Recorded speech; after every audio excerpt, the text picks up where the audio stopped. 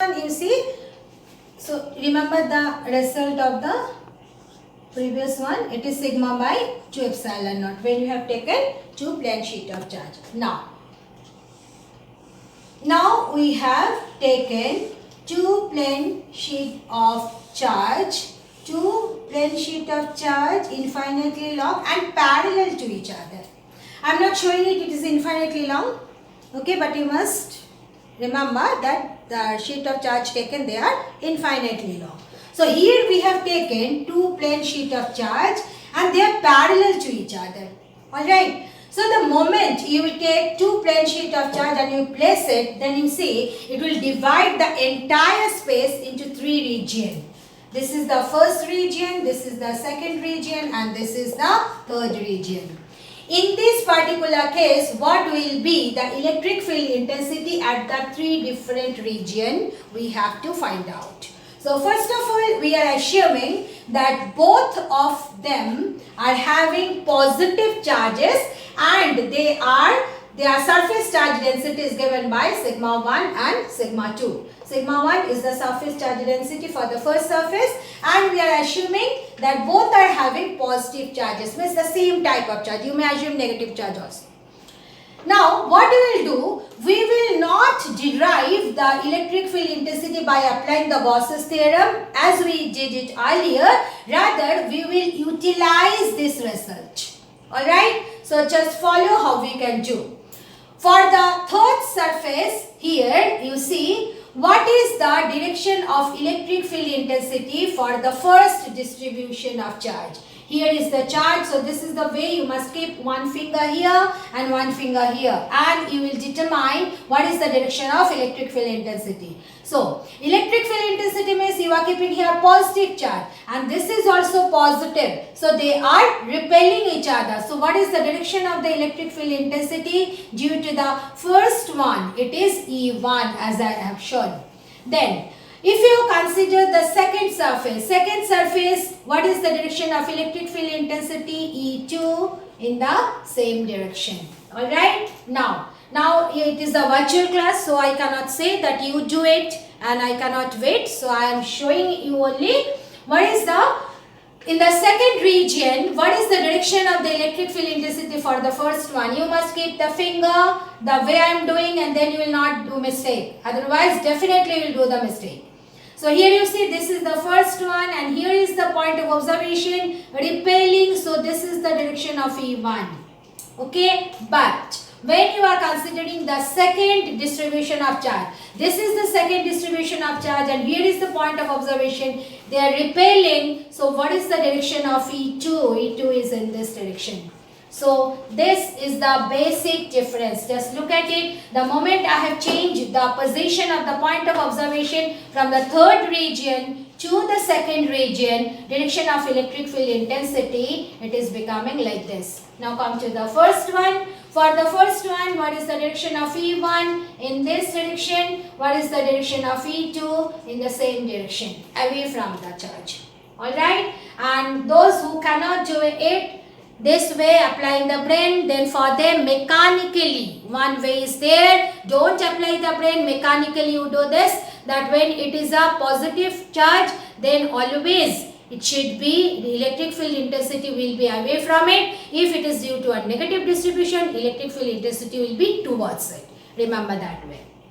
Now, come for the third region. You see, look at third and 1. Third and 1, they are same only. The difference is that for the third region, electric field intensity away from the 2 distribution, so towards right. And for the first one, the electric field intensity direction is towards left. That is the only difference. But look at both the cases. In both the cases, electric field intensity will be E1 plus E2. Now you substitute the values of E as we got it from the earlier discussion. So E1 is sigma 1 by 2 epsilon naught and E2 is sigma 2 by 2 epsilon naught. So 2 epsilon naught taking common, it is becoming sigma 1 plus sigma 2. Now if it is given that distribution of charge is such that their surface charge densities are equal, Okay, in that case what you can do, you can write E as 1 upon 2 epsilon naught 2 sigma. So it is coming sigma by epsilon naught. Alright, this is for the third and the first region.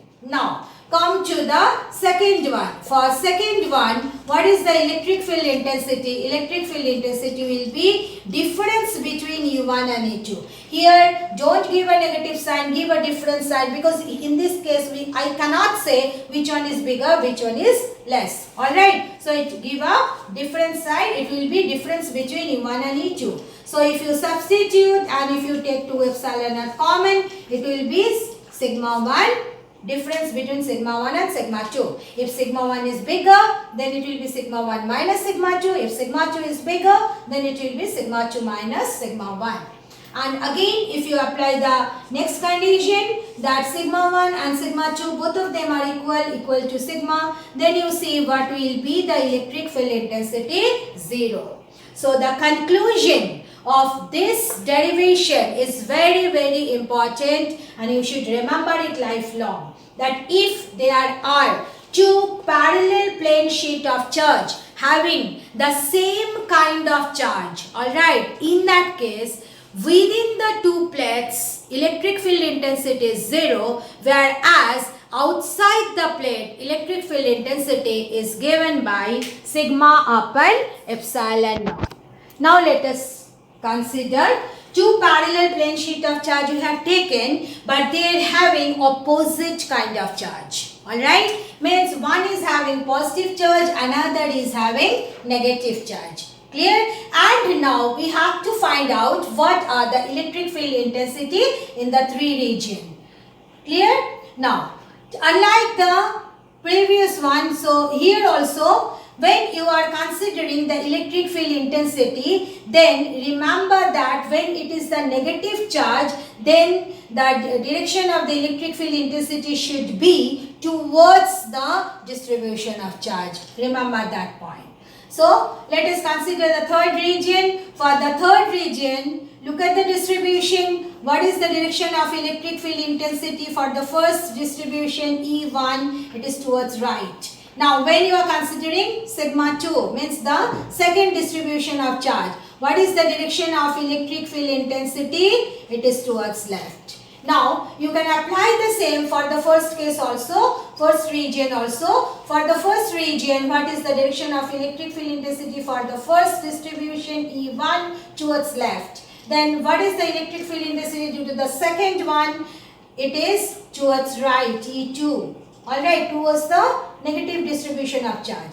Now come in the second region. Second region, what is the direction of E1? E1 is along this direction. Look at this E2, E2 in the same direction.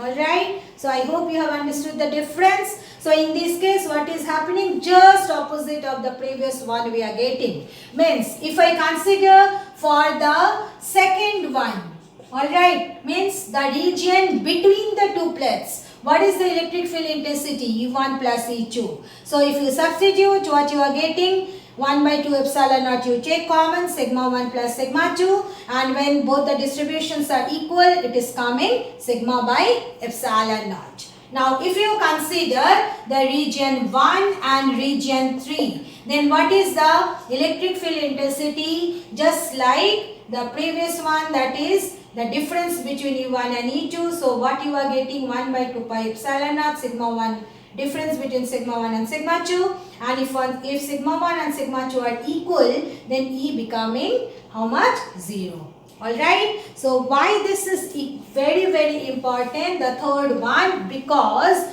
when we consider two plane sheet of charge which are having equal and opposite kind of charge, they give you the capacitor. This device is known as arrangement is known as the capacitor. So this is applicable for capacitor. So capacitor generally we just represent like this, two parallel lines. One is positively charged, another is negatively charged. So in case of capacitor, what is happening? That's why it is so much interesting. You see, in case of capacitor, in between the two plates only electric field exists. But if you consider outside the plate, there is no electric field. Clear? So remember that when the two plane sheet of charge are having same charge, then within them there is no electric field, but outside electric field exists. But when we are taking equally and oppositely charged plate, parallel plate, then in between the two plates electric field exists, whereas outside the plate there is no electric field. Next is electric field intensity at a point just outside the charge conductor. Now the conductor may have any shape.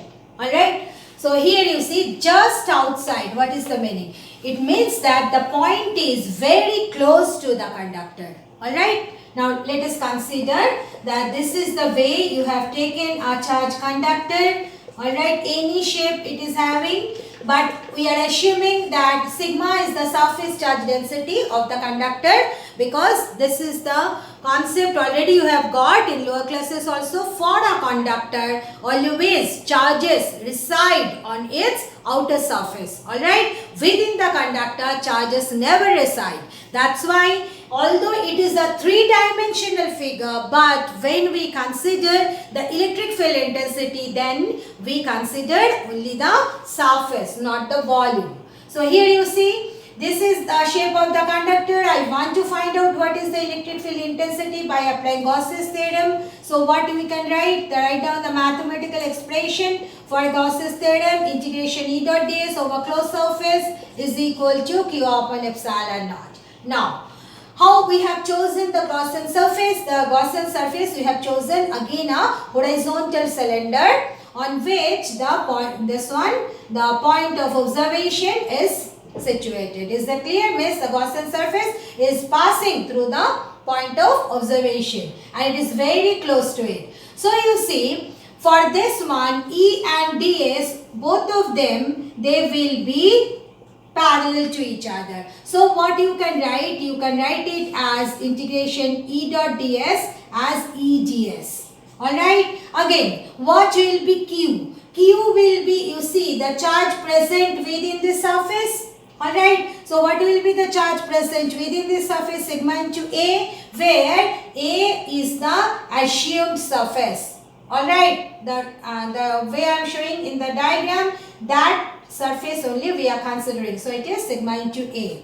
So due to symmetry of the Gaussian surface, E you can take outside the integration. So it is becoming integration ds sigma A by epsilon naught. So here you see, although we have taken a horizontal cylinder, but unlike the plane sheet of charge, here we cannot have the three surfaces. Why?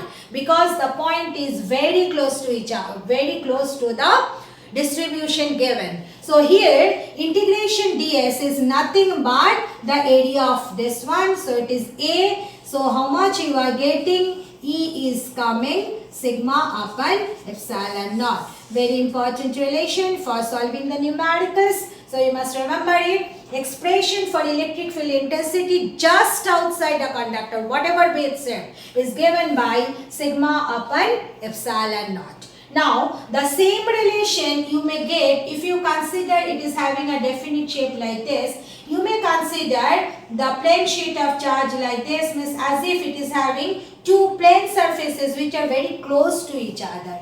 Alright, then you see, for the first surface you may consider it as sigma 1, for the second surface you may consider it sigma 2, and as we did just few minutes back, what is the electric field intensity? It is given by 1 upon 2 pi epsilon naught sigma 1 plus sigma 2, and when sigma 1 and sigma 2 they are equal, it is coming 2 sigma, means sigma upon epsilon naught.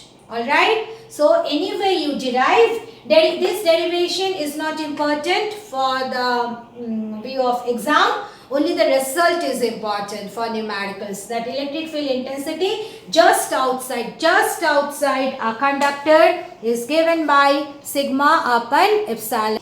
Now electric field intensity at a point due to a uniformly charged thin spherical shell. So let us consider there is a thin spherical shell, alright, and let us consider capital Q be the total charge present in the distribution. Alright, and let us consider that R be the big R be the radius of the spherical shell. Now, in this case, if you want to find out electric field intensity at a point, then you see one can take the point outside the shell, on the shell and inside the shell. Alright, so what we will do cleverly, we will take a point outside the shell and after that we will apply the same concept for on and inside from that. So suppose I have taken a point P outside the shell. So I am writing outside here. Now we have to choose the first step. Like the other, we have to choose a proper Gaussian surface. So if you apply your common sense, what should be the shape of the Gaussian surface? It will be a concentric sphere. Alright, means the center of the Gaussian surface and center of the distribution should be same and it is entirely enclosing the distribution. And let us consider that the radius of the Gaussian surface be smaller. So, if you apply now Gauss's theorem, you can write it as integration E dot ds is equal to Q upon epsilon naught. Now, let us choose a small surface ds at the point of observation. And what is the direction of E and the direction of the area vector? Show it clearly. Direction of E is along this direction and direction of ds also along this direction. So if you just show both the directions, how they are coming, they are along the same line or you can say they are parallel to each other. So you can write it as E dot gs is nothing but E ds. Now come to the right side. What does Q represent? The charge enclosed. So you see, when the point P is outside the given distribution, then Gaussian surface entirely enclosing the charges. So in place of Q, you can write it as big Q because I have assumed big Q is the total charge present. So Q upon epsilon naught. Now again from the symmetry of the Gaussian surface, one can take E outside the integration. So it is coming E integration ds Q upon epsilon naught. So what will be integration ds? It will be surface area of the Gaussian sphere chosen. So what is the surface area of the Gaussian surface? Smaller is the radius. It will be 4 pi r square. So it is E 4 pi r square Q upon epsilon naught. So E is coming 1 by 4 pi epsilon naught Q by r square. Is that clear? So this is the magnitude of the field and direction of the field is along the radius away from the distribution. Now this result is having a significance. Why?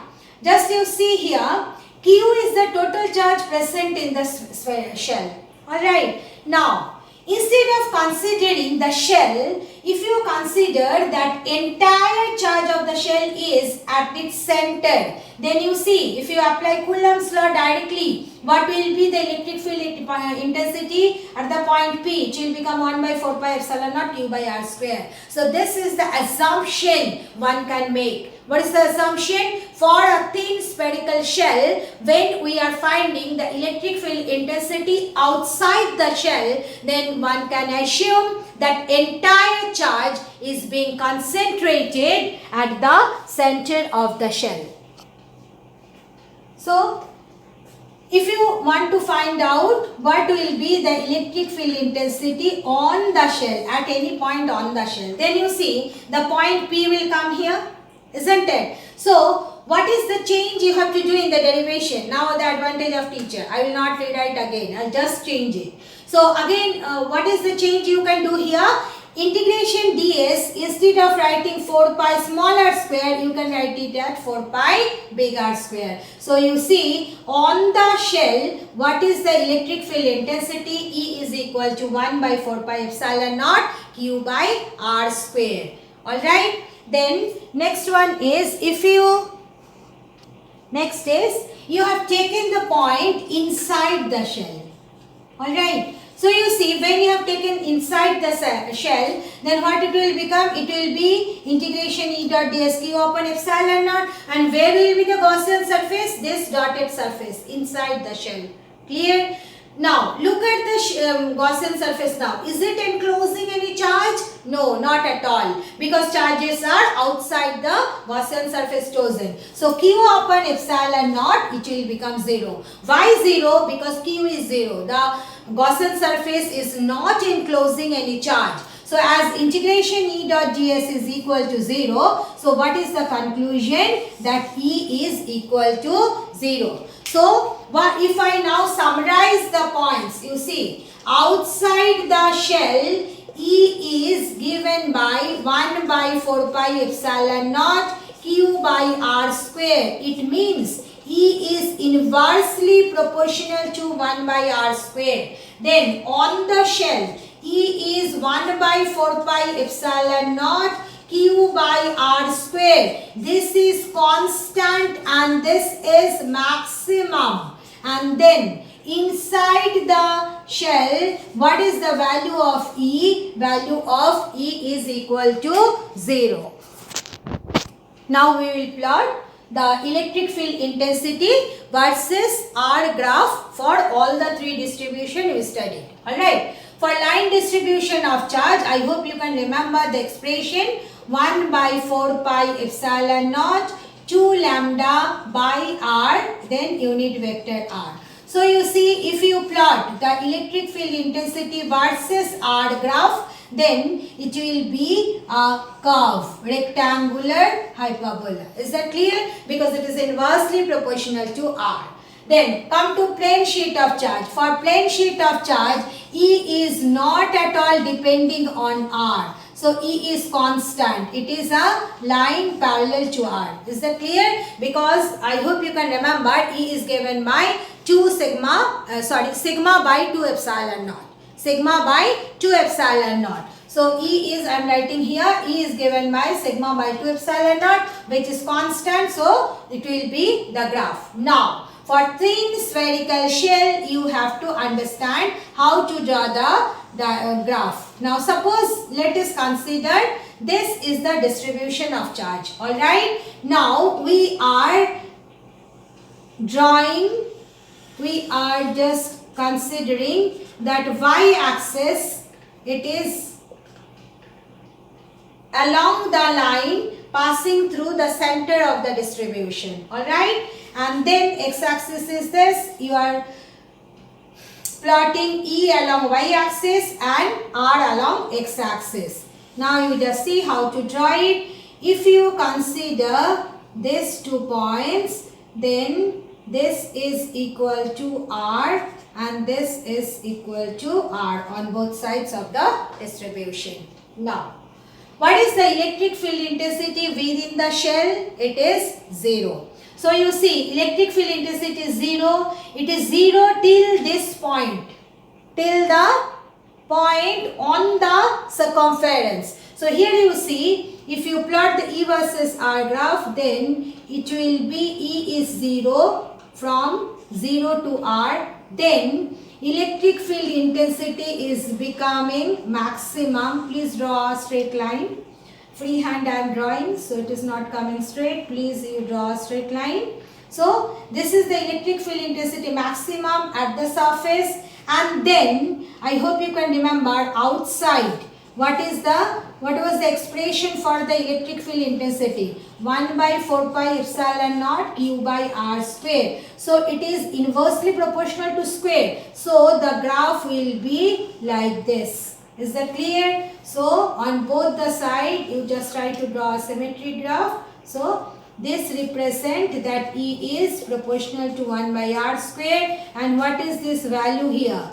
At maximum value, E is equal to 1 upon 4 pi epsilon naught Q by R square.